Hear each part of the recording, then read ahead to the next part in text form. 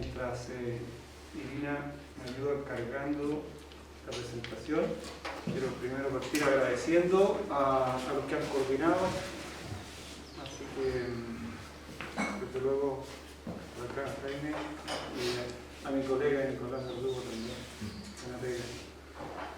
Y lo que yo les quiero contar en este rato es lo que ha sido nuestra experiencia en este tema. Trabajo en INEA en Santiago, en La Platina, y hemos trabajado en general en genética de distintas especies frutales con un particular énfasis en las vides. Y en las vides en realidad nos movemos entre distintos ámbitos, uno de ellos tiene que ver con este trabajo de rescate de material antiguo y su caracterización también. Así que eso es la experiencia que se puede... ya. Ok, gracias. Desde luego, en primer lugar, dar los créditos a mi colega y ayudante, María Herminia Castro, que es la que está detrás de toda la parte analítica. Y nosotros trabajamos también en otra parte que es bien aplicada, que es poder proporcionarle a los viveristas, a productores, etcétera, la posibilidad de garantizar que los materiales genéticos que están usando corresponden con lo que se dice que es, ¿no?, un proceso de certificación. Colaboramos ahí también con el Servicio Agrícola y Ganadero, etc. Y también, desde luego, con nuestro equipo de mejoramiento genético, el desarrollo de nuevas variedades, específicamente en el ámbito de Urbaniza. Dicho eso, entonces vamos un poco a la presentación y lo primero es contextualizar un poco de por qué caracterizar, porque meternos en estos estudios de estas parras viejas, como llamamos. Primero, desde luego, hay que reducir la pérdida de material genético. Hay una dinámica bastante, ¿cómo decirlo?, morbosa, o qué sé yo, un proceso de pérdida muy intenso en distintas partes, no solo aquí en Chile, del mundo. Por ejemplo, la pérdida por cambio, porque la cosa no es rentable, porque se pone de moda otro cultivo, o porque en el sur, por ejemplo, todo el proceso de plantaciones forestales que han arrasado con antiguas zonas que eran tradicionalmente productoras. ¿Funciona así? ¿De arriba? ¿De abajo? ¿O del lado? Es la primera. Y nos interesa hacer un proceso de conservación del viñedo antiguo, también porque hay un tema que está asociado con los pequeños productores y con un cambio también social en ese sentido. En toda la juventud mucho tiempo se está oyendo a las ciudades, se trabaja más fácil eso. Así que eso también es interesante. También nos interesa esto porque piensen ustedes lo que significa tener un material biológico, una planta, una parra que ha crecido en este ambiente, en cada ambiente es distinto, único, las condiciones edafoclimáticas, por tanto de alguna forma sabemos que está adaptada. Y seguro que las parras que ustedes tienen acá tienen características particulares, y me acuerdo de un material cuando yo entré en línea hace cerca de 30 años, haber visto unas parras que fueron llevadas de por acá, de este barrio, digamos, probablemente más cerca de Arica, las mandó Alache, y entonces eran unas parras que mi colega especialista en nutrición, la Angélica Sasalca, las ponía en unos baños con distintas concentraciones de boro, y las parras de acá crecían a unos niveles que eran insólitos, y las parras normales se morían rápidamente, ¿no? En ese tiempo parece que estaba el Jorge Alache, claro que eran amigos. Que eran amigos. Claro, yo le ayudé también a rescatar algunas parras de acá y del interior de Arica, se encargó él. Sí, claro, exactamente. Así que materiales muy interesantes. Y eso desde luego es súper interesante porque eso a su vez se puede rescatar y usar y manejar en cualquier contexto. Me encantó esta presentación de la biodinámica porque de alguna forma hay que también rescatar eso para esas posibilidades. La siguiente. Y por supuesto no voy a hablar nada del proceso genológico porque no me encantó. Y finalmente, en este contexto, lo último es el tema de la comercialización. O sea, toda esta historia no tiene mucho sentido si detrás no hay no hay una posibilidad de hacer un negocio. La agricultura va a funcionar en la medida que los agricultores tengan para vuelta año. Y en ese sentido hay muchos temas distintos aquí en Chile en particular. Bueno, también tenemos otro contexto que es esto de la conservación, que para nosotros es un área importante.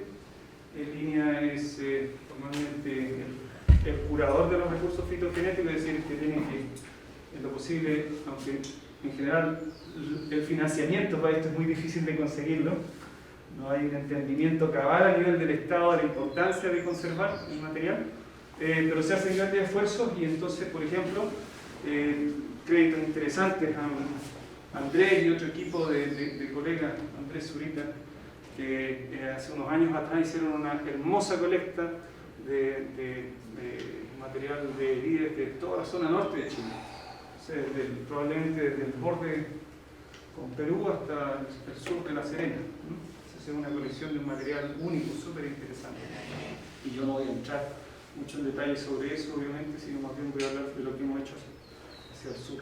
Y todo este material entonces se ha ido centralizando y tenemos hoy en día mi colega Erika Salazar, la encargada de la conservación de ese material a largo plazo. Ese es el propósito. Dale la siguiente. Y un poquito sobre el contexto histórico. Entonces, evidentemente, la vid viene de Eurasia, viene del Cáucaso, viene del centro europeo, etc. Hay muchas hipótesis, muchas publicaciones muy interesantes, ahora último sobre todo italianos que han trabajado muy fuerte eso, pero acá no había vid, evidentemente, aquí hay unos parientes muy lejanos de la vid. No sé si alguno de ustedes es del sur, pero a lo mejor han oído hablar de la cestería del Boqui. El Boqui Cissus striata es un pariente lejano, es el único pariente de la vid que es propio de acá, de Chile, de esta zona, y endémico de hecho de Chile. Pero la vid propiamente tal, donde podemos sacar las buenas uvas, vino con los españoles, está súper claro y bien estudiado, ¿no es cierto? Y entonces tenemos como tres hitos principales de importación. Lo primero es la llegada con los conquistadores, que rápidamente empezaron a establecer en distintas partes de América, partiendo por México, después seguramente siguieron a Perú, etc. Y rápidamente, porque necesitaban vino para consumo, pero también para los procesos ahí religiosos, para la misa. Así que tenemos viñas antiguas y probablemente el material que hay aquí de alguna manera pertenece a esas primeras oleadas de entrada de material genético. Y después, por supuesto, todos sabemos de la llegada del material francés, de las cepas finas, y que produjeron una debacle de alguna forma con las cepas antiguas, ¿no es cierto?, porque llegaron a reemplazarlas. Es decir, que hubo todo un proceso de desplazamiento genético. Y la última tiene que ver, hay un clip más, con, que es más reciente, y se hablaba aquí recién de los portingertos. Aquí en Chile el uso de los portingertos es muy reciente. En el mundo en general es una historia que ya tiene un siglo y medio más o menos, porque después del gran desastre de la filoxera europea, en que se perdió 70-80% del viñedo europeo, entonces empezó el uso sistemático y masivo de los portingertos en todo el mundo para defenderse de esas plagas. Y luego ya se han ido usando para distintos otros propósitos. Aquí en Chile también se usa con distintos propósitos. Así es. Pero tenemos algo todavía interesante y que nos permite trabajar en algunos casos todavía sin portingertos. Es una situación interesante digna de estudio. Nuestra contribución a este estudio de esta historia de las parras empezó hace unos, no sé, 15 años o algo así.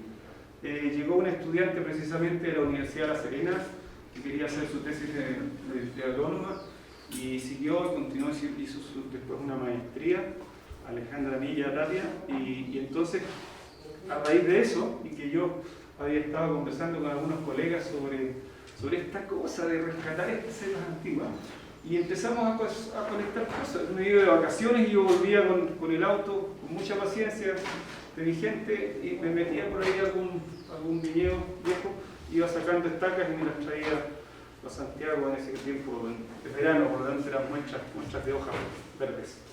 Y con eso hicimos este estudio y un poquito más, y finalmente estos estudios, la tendencia es de que uno se asocie con otros colaboradores. Entonces, en este caso, tuvimos un muy buen acercamiento con los amigos españoles y con la gente también del INRAE de Francia, y publicamos este trabajo que es bastante pionero y muy citado, porque en el fondo la siguiente diapositiva demostraba una cosa que siempre se está preguntando: ¿y esta cepa país y las cepas criollas que hay acá, es que los españoles trajeron estacas o trajeron semillitas o qué trajeron, o qué es lo que tenemos aquí? Y en el fondo lo que veíamos era que los materiales antiguos que estaban en España, la listán prieto en particular, es lo mismo que teníamos nosotros repartido acá en América. Y luego conseguimos muestras de distintos países, etc. Y si das un clic, aparecen una serie de sinónimos del mismo material genético. Y bueno, y aquí hay un fenómeno que es bien interesante, ¿no?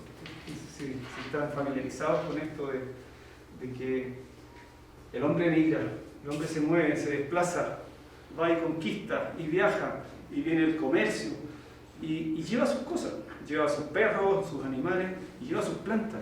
Y las vides, como los olivos, como ese tipo de especies, son una herencia, tienen un peso cultural muy grande. Entonces, llega con ese lugar, con ese material, y lo establece como propio.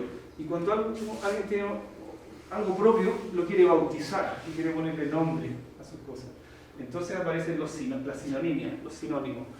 Y todo esto es la misión en México, la negra del Perú, la criolla chica en Argentina, la país, son todos lo mismo. La moscatel negro que hay en las Islas Canarias, una cepa del norte de África, jariri, es todo lo mismo genotipo. Y claro, a lo largo de los años también se van desarrollando otros fenómenos, y se van acumulando pequeños cambios sutiles, pero la variedad es la misma. Ahora, esos pequeños cambios son los que dan origen a los clones, ¿no? Se mencionaban aquí recién las viñas modernas y todo, que quieren usar sus clones, es una sutileza. Y a veces hay clones que tienen diferencias importantes, pero en general son variaciones pequeñas. La siguiente, pueden cambiar de color, por ejemplo. Por esos tiempos también empezamos, ¿y qué herramientas usábamos? Eso también es interesante destacar aquí.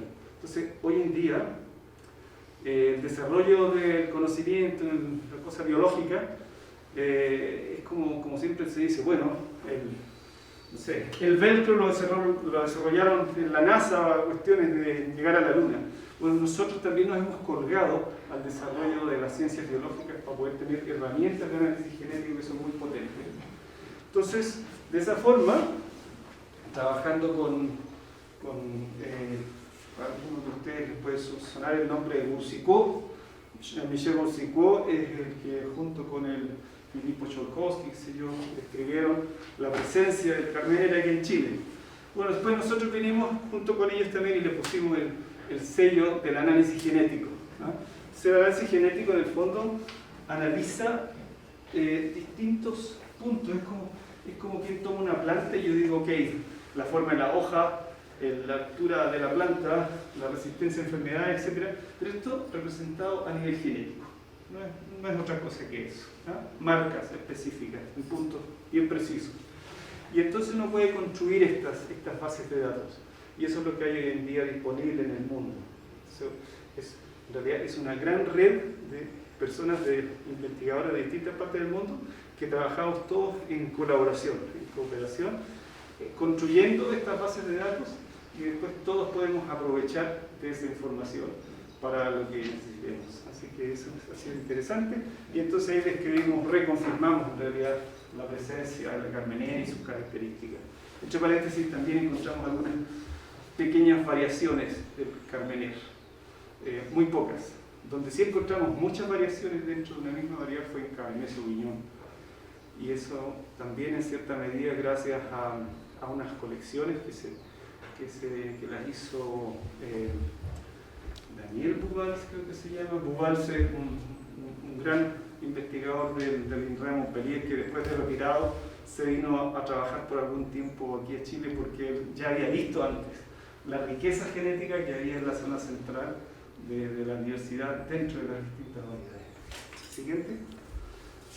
Y entonces, a partir de esto, dar un clic, nos fuimos y esto ha sido un trabajo bastante a pulso. Yo nunca he tenido, por ejemplo, un proyecto que respalde este trabajo, sino que ha sido como, ok, vamos y revisemos si conseguimos estas muestras por aquí y por allá, y visitando a pequeños productores, don Víctor, por ejemplo, ahí en la zona de Gualañé, andábamos, tú me acompañaste, creo, en esa oportunidad, un pequeño predio, un tercio de hectárea, y él tiene metido allá adentro 14 genotipos distintos, por lo menos, probablemente son más, pero un muestreo con el tipo de uva, etc. O sea, hay una riqueza genética impresionante y es muy valioso. Entonces, la idea es rescatar eso. Siguiente, porque es eso lo que estaba explicando, cuál es nuestra como hipótesis, ¿no? Se ha introducido material en distintos momentos a lo largo de mucho tiempo y esto lleva a que coexistan muchos tipos distintos de materiales europeos antiguos, pero también entra otro concepto, los materiales criollos. Entonces eso es interesante. De lo que vino, el criollo, ustedes saben, es el descendiente de los europeos que se han multiplicado y han aparecido fuera de Europa, en este caso de Sudamérica o América. Y entonces esto puede ser muy interesante porque podemos llegar a encontrar cosas que sean propias e interesantes. Así que en el fondo los objetivos están asociados a eso, a colectar, a caracterizar, identificar y finalmente poder conservar y para uso. Eso es. Muy rápidamente, eso es como lo que nosotros estamos viendo, nada más que para graficarles a ustedes. Este es uno de estos muchos marcadores genéticos y cada una de las cepas es como la huella digital, digamos, el fingerprinting de cada uno de los genotipos, ¿no? En este caso una pequeña colección de uvas de vino. ¿Vale? Y esa diapositiva la pongo para graficar este tema de las sinonimias. ¿Ah? Por ejemplo, el listán prieto. Y todo esto, a propósito de lo que les mencionaba antes de las bases de datos, toda esta información centralizada, los europeos han podido organizar y han construido bases de datos internacionales que incluyen toda la información de cada uno de los países. Y entonces, por ejemplo, aquí está la cepa país, que se llama listán prieto. Entonces las cepas tienen que tener un nombre como principal, y el nombre principal de cada país es el listán prieto, y todos los sinónimos que tienen, 40, 50 y tantos sinónimos, y se van agregando, porque cada vez que se encuentra un nuevo material que se ve que es lo mismo genéticamente, se agrega a esta lista. Y eso está disponible para todos, cualquiera lo puede ir a mirar. Otras cepas tienen hasta 300 sinónimos. El moscatel de Alejandría creo que tiene 180, 200. Sí. La que más tiene, desde luego, son las más comunes. Creo que Chacelá es una de las que tiene más 350 sinónimos. Entonces, en cada región, en cada valle, en Europa le han puesto un nombre distinto. Y son cepas muy antiguas. Muy antiguas. Pinot Noir está descrita en las crónicas de Plinio, no sé cómo se llama. Tenía otro nombre, desde luego, en la época de los romanos, pero ya en esa época se cultivaba Pinot Noir. Siguiente. Y entonces hemos hecho colectas en distintos puntos a lo largo de Chile. Enfoco en esto porque ha sido donde más hemos buscado, pero también algunas cosas exóticas. Por aquí en Pueblo, etcétera, apareció una cepa, en realidad apareció una cepa, probablemente son argentinos que han estado pasando de aquí por acá, porque apareció Ponarda, que es una cepa muy característica argentina. Acá en Punta Arenas, la historia ahí de los magallánicos está, no sé si han estado en Punta Arenas, hay un invernadero muy lindo, que hoy en día es un hotelito, que era la casa de la Sara Abramos, y ella tenía su invernadero, y ahí hay 4 parras, y esas 4 parras, estando por ahí haciendo un trabajo, una hojita, análisis genético, y corresponden con una variedad muy distribuida a lo largo de Chile. Pensé que podía ser algo traído por los croatas, sino la variedad chilena. Siguiente, y también enfatizar ahora algo, porque es por el norte, digamos, hemos caracterizado algo específicamente asociado a otro proyecto que nos invitaron de la zona del Huasco, Vallenar, etc., Alto Huasco, y de por acá, del norte. Y eso ha sido, lo voy a mostrar a continuación, un trabajo asociado con una viña. Como ejemplo aquí, con don José, etcétera, colectan en el Biobío, que para nuestra sorpresa encontramos una riqueza genética pero impresionante en el Biobío, que son pequeñas viñitas que están ahí en una ladera, etcétera, entre medio de los bosques de pinos y eucaliptos. Pero es muy lindo como alguna gente, esas parras, por lo resistentes que son, han ido a rescatar ahora algunas de esas parras que están creciendo incluso entre medio del bosque de pinos. ¿Ah? Y están botando y reemplazando y rescatando ese material y poniéndolo la siguiente. Y un poco más de esto, para mostrar nomás que vamos analizando cada una de estas muestras, un clic y vamos entonces identificando las banditas, los patrones. Cada una de estas líneas es una muestra distinta, entonces cada una tiene sus características genéticas y ahí vamos sumando y poniendo toda la información en base de datos para poder compararlo. Y con eso entonces, dame el siguiente. Esta la voy a saltar porque básicamente lo que quería graficar con esto es que a veces nos encontramos con algunas variedades. Estos números son los que representan el tamaño de esas banditas que nos mostraba, que es la forma de ordenar la información.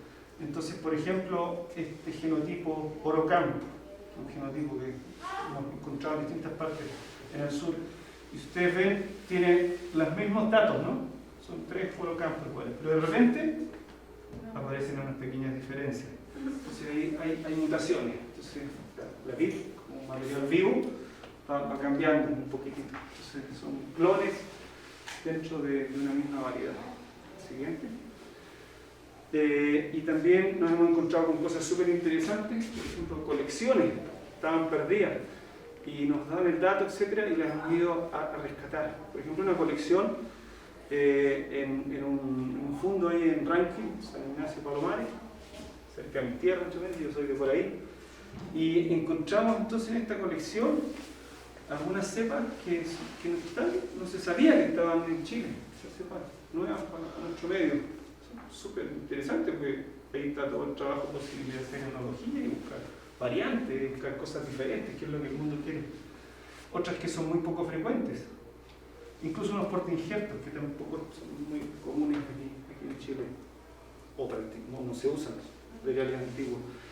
Sí, y así en otros lugares, en el siguiente clic. Y fenotipos muy extraños. Miren esta hoja. Esta es una variante, una mutación de Chasselas, que se llama Chasselas ciutat, que es conocida también en todo el mundo. También Chasselas ciutat tiene como 100 sinónimos. También se llama la uva de Jerusalén, porque era muy propia de allá, etc. Y así. Entonces, hemos ido enriqueciendo. La siguiente hace, creo que un resumen, ¿no? Entonces, un par de diapositivas para mostrarles un gran resumen de este trabajo que, como les digo, ha sido bastante esfuerzo y años. Y esta lista lo que muestra, que quizás no alcanzan a leer ustedes, pero ninguno de estos nombres, o digamos de los que están en verdes son más conocidas, pero ninguno de los nombres en blanco les va a sonar como muy familiar, ¿ah? Porque son todas cepas, cada una una cepa que se conocía de antes, todas estas son cepas europeas, o en su gran mayoría, salvo las verdes que son criollas. Entonces estas criollas son las que nosotros identificamos hace unos 15 años, qué sé yo, y han seguido apareciendo. Estas criollas que son producto de las cepas originales que trajeron los españoles. Se puede decir, no sé, canela, canelón, cereza, etc. Son cepas además que están repartidas, no solo acá en Chile, también las tienen, por ejemplo, en Mendoza, San Juan, en Argentina. Algunas también están apareciendo, se están entregando ahora en Perú. Entonces compartimos esto con el colectivo. Y desde luego esperamos que aquí también estén, en el norte. Entonces, lo que está marcadito con rojo, se me pasó una, pero son de esta serie, aquí hay, son un trabajo que me encargó Marcelo Lorca, con su iniciativa ahí de la Viña Este, ¿no es cierto? Entonces, en nuestro laboratorio se hizo ese análisis y Y aparecen algunas cepas, una criolla, canela, otra criolla, huevo de gallo, que es el nombre puesto por los argentinos, pero que nosotros aquí en Chile la conocemos de antes que ellos, como blanca ovoide, y que también se le ha dado un nuevo sinónimo por acá en la zona. Ah, sí, exacto. Y aparece también palomino fino. No esperábamos encontrar algo así. Una planta, palomino fino, una cepa blanca, antigua, muy antigua, española, y está por acá. Algunos de estos resultados ya estaban de la época en que el grupo, el equipo en que participó Andrés, había hecho la colecta, ¿no? Entonces tampoco era tan novedoso, pero interesante ya tenerlo definido. Y en la siguiente muestro una lista que para mí es aún más interesante que la anterior, porque estos son los genotipos repartidos en las distintas regiones, ¿no es cierto? Algunas regiones, como les decía, con mucha riqueza, diferentes genotipos. Todos estos son genotipos que son únicos, pero que no tienen nombre, no están asociados con ninguna base de datos, no aparecen en la lista de las colecciones europeas. Y muchos de ellos, pongo aquí, si es que tienen alguna consistencia o pinta de que sean criollas, es decir, hijas de estas cepas españolas originales. ¿Ah? Entonces aquí también aparece una del grupo de ustedes, de acá. ¿Ah? Se llama 339. En los registros se llama la 339. ¿Ah? No tiene nombre, por ahora, a lo mejor luego conversando, etcétera, aparece su nombre. Así que eso es, para mí es como muy interesante. Incluso esto, digamos, tener un material único, propio. Básicamente creo que era eso lo que yo les quería contar. Un par de conclusiones. Búsqueda. Nos hemos enfocado, por supuesto, en el sur, es donde está la principal fuente de riqueza genética, zonas como Cauquenes, como el Biobío, el Maule, etc. Lo último que hicimos fue en la región de O'Higgins, fue una sorpresa enorme, pero hay pequeños viñedos donde hacen chacolí, chicha, etc.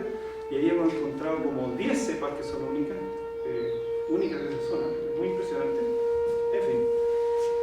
También las cepas criollas, de la siguiente, muy interesante, y las europeas que no están registradas, no están en las listas del SAR, que son las oficiales para poder hacer el vino, ¿no? El problema que tenemos.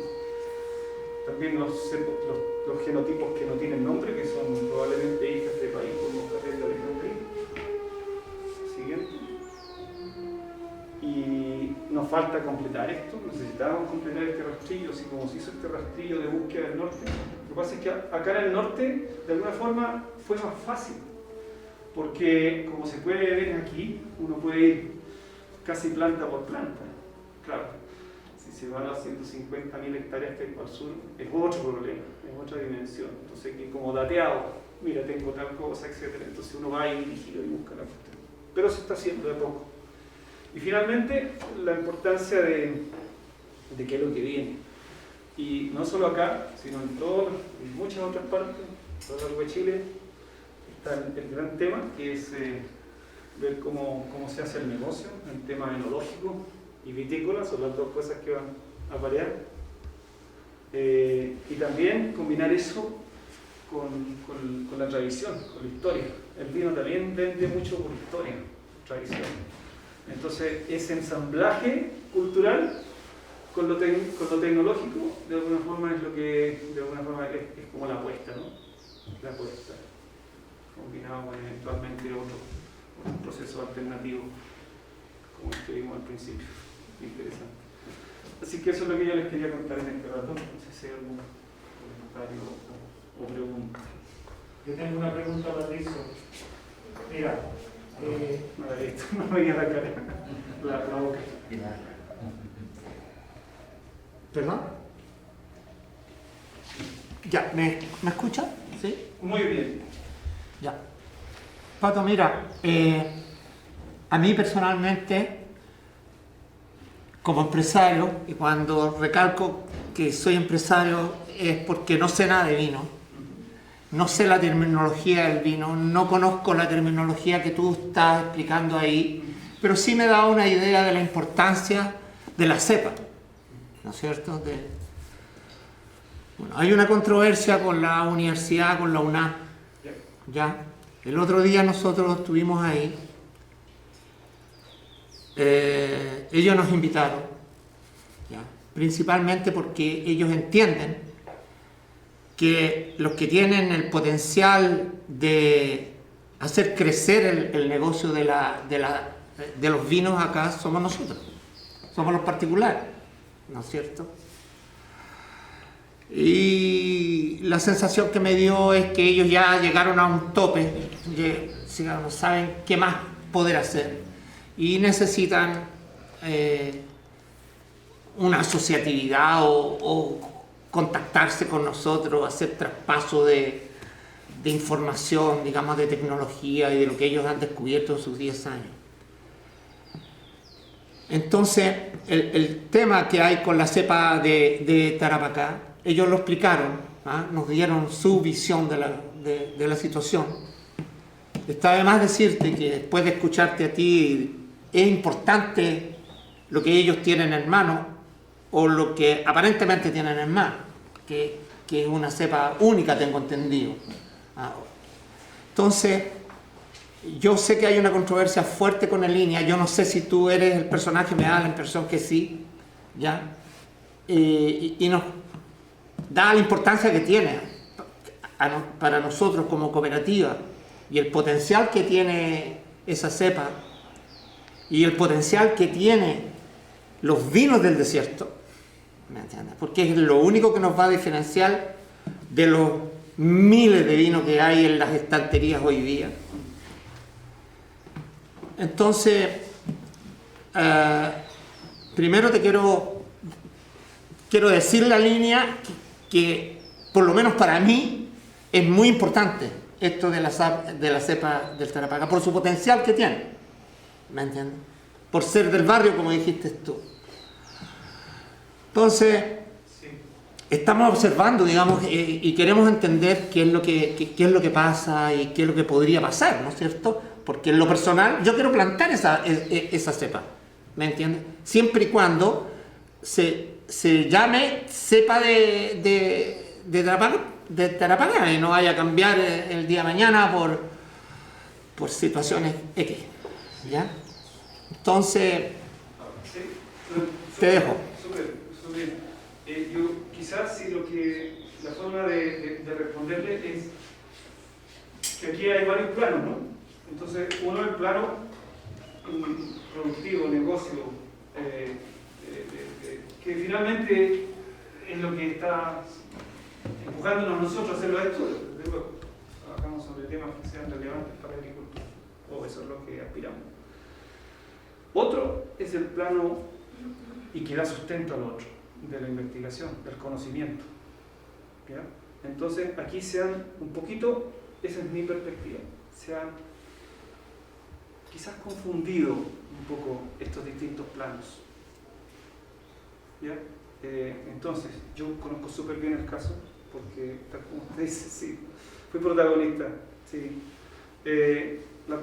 Una de las personas que está detrás de este tema de la cepa, ¿no es cierto? Hizo su tesis de doctorado conmigo. Trabajó en mi laboratorio. Y todo esto lo estudiamos en mi laboratorio. Por eso lo conozco también, el tema. Y esto, como les digo, es un proceso dinámico, ha ido creciendo este conocimiento, estas bases de datos. Entonces, cuando se hizo este trabajo, había varias cepas, porque se trabajó con cepas de distintos valles, el GOT, acá, de distintas partes. Y eso está publicado, es una publicación que está en nuestra revista. En esa época se llama Agricultura Técnica, ahora se llama, cambiaron razones X, se llama el Chilean Journal of Agriculture Research, está en inglés. Bueno, pero ahí está la información. Y ahí se describía en esa época que había una cepa que no tenía entronque con nada, porque no se conocía nada igual, y esa era. Ahora, esto continuó, y continuamos haciendo estudios a lo largo de Chile, con estas muestras. Esta es la cepa. No puedo no decirlo. Esta es la cepa. Está aquí. Pero fíjese usted, está en Vallenar. está en el Maule, está en Cauquenes, está en Rankin, está en el Alto Biobío, está en otras partes. Es la cepa que está en Punta Arenas. Esas 4 plantas es la misma cepa. Incluso hemos hecho estudios en materiales muy recientes, está en desarrollo.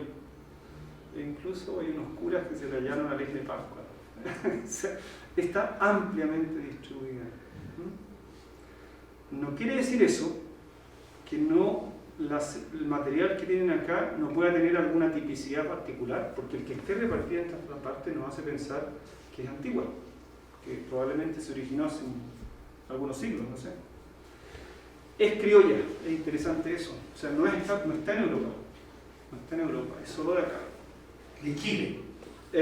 No sabemos, no, de hecho, no solo de Chile, también de Argentina. Por eso es que los argentinos fueron y le pusieron un nombre, lo registraron en la base de datos antes que nosotros, y por eso tiene actualmente como nombre principal el huevo de gallo que pusieron ellos.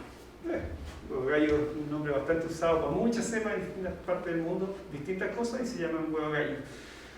Huevo de gallo es el nombre que le tenían los agricultores en Argentina, así que hoy en día oficialmente se llama huevo de gallo. ¿Ah? Y por lo tanto hay toda una controversia y una situación que es bien complicada. Pero desde el punto de vista técnico, es la variedad.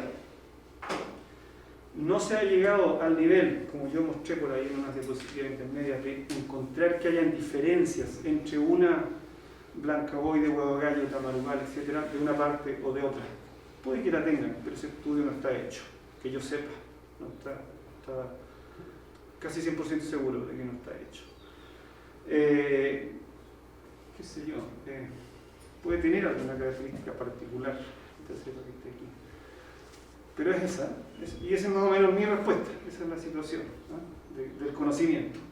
Porque tengo De hecho, entendido que se traduzca en un negocio y todo, yo creo que es totalmente posible, factible, de hecho ya se ha demostrado. Entonces, pero son como caminos que van en paralelo. El conocimiento, la información rigurosa, científica, técnica, y qué es lo que hago yo con esa información, y con eso hago un modelo de negocio, etc. Así lo veo yo. O sea, así lo vemos. porque ellos explicaron que todos los protocolos que ellos siguieron para poder registrar esa cepa, no sé qué parte, digamos, donde se registran las cepas. En esa base de datos que ¿Ya? hay, desde luego, también Exacto. pasaron por el SAC. Sí, sí. Entonces ellos dicen que se cumplió con todo, digamos. ¿Ah? Sí. Eh, Pero es y- dinámico. ¿Ah? Es un proceso dinámico porque el conocimiento... Bueno, eso es lo que tú estás poniendo, ¿no? Claro, de hecho cuando ellos empezaron el proceso de registro, yo tengo entendido que todavía no sé, pero luego la información que hemos seguido generando, hay una sincronía ahí, pero no necesariamente ellos estaban enterados de lo que estaba pasando en nuestro laboratorio. Entonces tampoco hay un tema de, ¿cómo decirlo? Ellos trabajaron sobre antecedentes que tenían. Faltaron antecedentes. Hoy en día eso debería actualizarse, ¿no? De alguna forma. Sí. En algún minuto se va a actualizar, casi seguro. Y eso significa que ya la cepa del tamarugal no va a existir. No, el nombre tamarugal es una sinonimia, es el nombre que le pusieron ellos. Cada uno tiene derecho a ponerle nombre, por eso decía yo que país adquiere tantos nombres porque va llegando a un lugar distinto, etc. Lo que hay que tener claro es que no es otra cepa, eso sí. Yo hice una pregunta referente a la característica que toman la uva. Es diferente, ¿no es cierto? Lo que se da en Valdivia, la misma coco de gallo, como le llamamos nosotros, huevo de gallo en Argentina, tamarugal.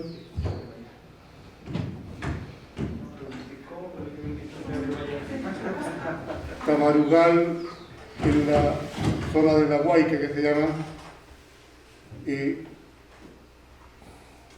Ustedes podrán hacer un trabajo porque ahí encontraron coque de gallo, ¿no es cierto, Campica? En mi parcela encontraron. Sí, claro. Es la misma tamarugal, es la misma que Argentina, ¿no es cierto? Pero debe haber alguna diferencia. una diferencia dependiendo, o sea, de las características organolépticas, es decir, color, sabor, olor, debe haber alguna diferencia. Pero es la misma, ¿no es cierto? Sí, ¿Y ese estudio se podía hacer? Se hace. sí, pero una cosa. El que uno encuentre diferencias genéticas Es una cosa. puede tener un reflejo en sus características fenotípicas Ya. de sabores, de forma de la planta, o no. Todos nosotros vamos teniendo pequeñas mutaciones todos los días. Las mutaciones son permanentes y eso es lo que se grafica cuando ya se juntan una cantidad importante de mutaciones. De repente hay algunas que tienen un efecto fuerte en el fenotipo. Cambio de color, por ejemplo. Ese es un fenotipo que es bastante fácil de ver, además. Ya. Entonces, acá adivina ahora mi colega Andrés. Pero en la cepa país hay variantes que tienen la valla blanca. Porque el gen que tiene que ver con la etapa clave de la formación del pigmento falló, se murió, está alterado, tiene una mutación. Entonces, ese tipo de cosas pueden pasar. Ahora, hacer esos estudios no es fácil. No es fácil. No es fácil, no es barato. Es cada día más fácil, pero todavía implica hacer bastante, invertir un buen fondo. Otra pregunta. Porque todo eso, luego hay que ver si esos cambios en el ADN, en el genoma, etc., se reflejan en alguna característica fenotípica. Y esa es la parte quizás más difícil. Sí. Otra pregunta. En la reunión, en la invitación que nos hicieron a nosotros ahí en Canchones, estaba presente el rector y los 3 profesionales que se inscribieron, que no está muy bien definida la cepa Camulbán.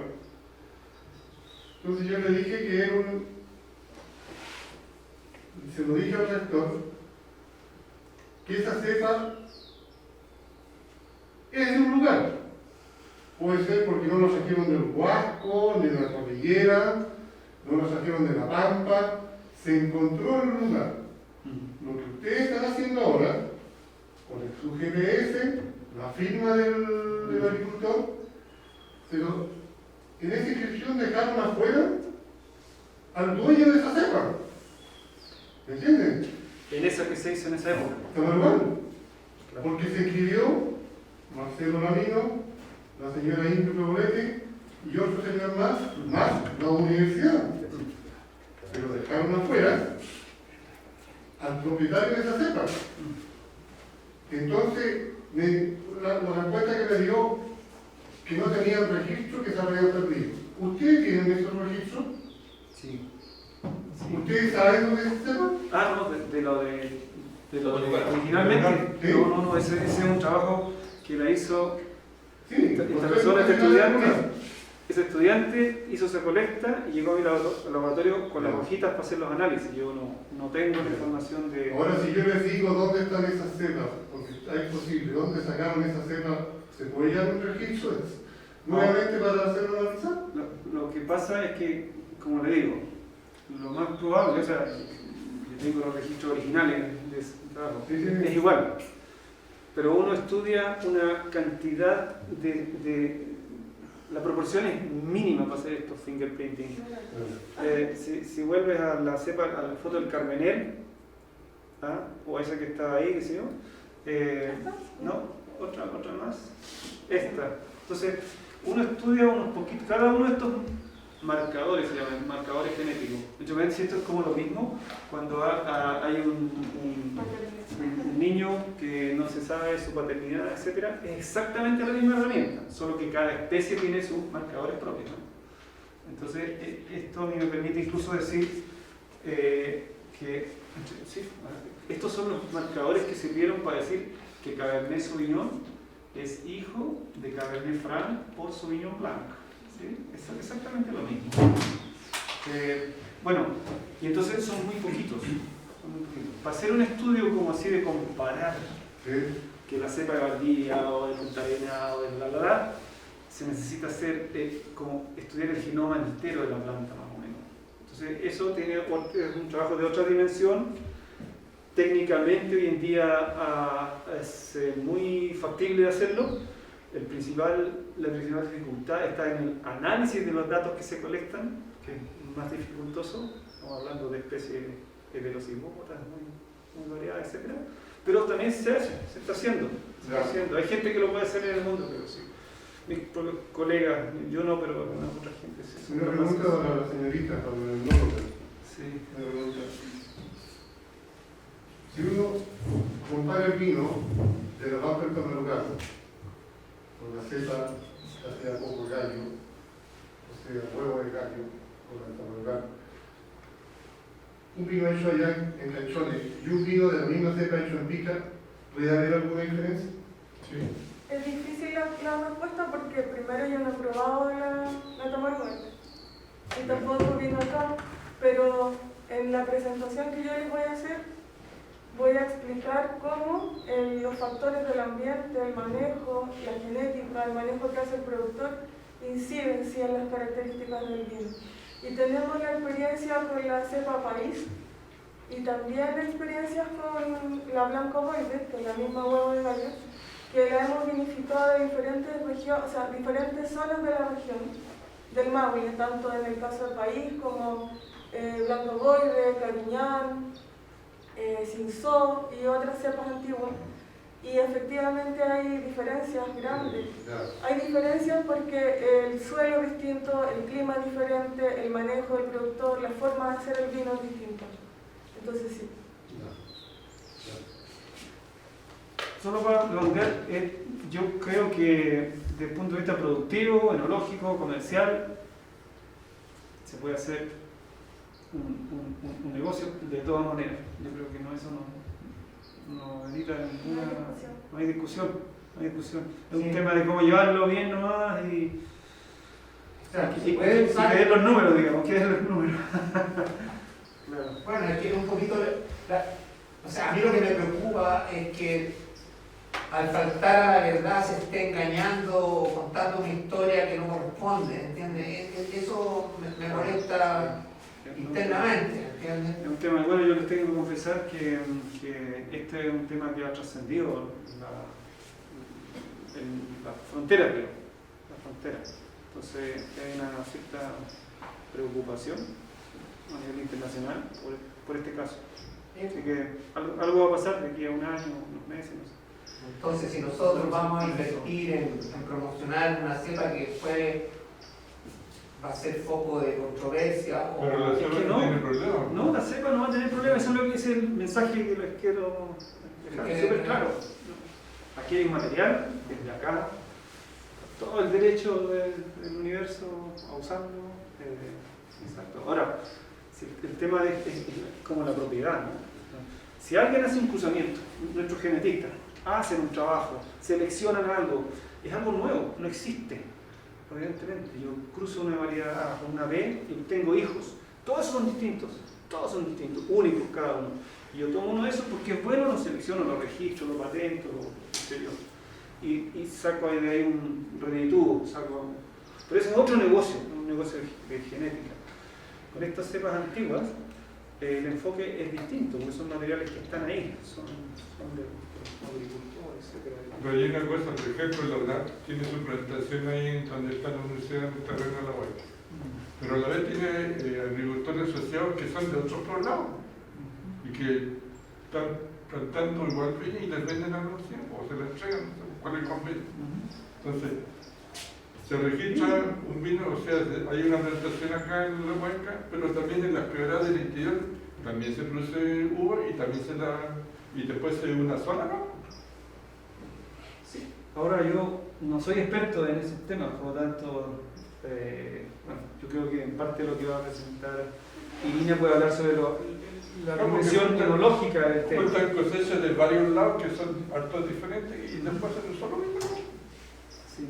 Sí, bueno, ahí está la magia del enólogo. No es magia. O uno es magia. Cuentan todo. Así es. Una de las cepas que aparecían en la lista Sí. y que aquí existía y están los registros es la Moyar. La Muñarca no, sí. Acá se conocía como Moyar de Granada, no sé si será la misma. probablemente. Pero es que este análisis que hicimos nosotros, o sea, la gracia del trabajo que se está haciendo ahora es que hay una búsqueda sistemática bastante rigurosa. Entonces, claro, lo que yo analicé inicialmente es supongo que es una muestra que se colectó en algún minuto, ¿no? Seguramente van a salir más genotipos ahora identificados. Esto muy arcano en Ranquil. Sí, no aparece porque no estaba en la lista, así, apenas son 12 genotipos los que hay. O sea, entre paréntesis no está puesto aquí porque no está puesto en mi país, que también hay, está en Preto, hay una planta, e incluso encontramos una planta sultanina, pero en 12 genotipos, o sea, en 12 plantitas, es muy poco. Entonces ahora que hay como 40 o 50 ya hay va a estar más completo el registro de lo que hay realmente acá. Eso. Y, bueno, disponible para seguir conversando, pero no quiero quitarle el tiempo. Vale. Gracias. Gracias.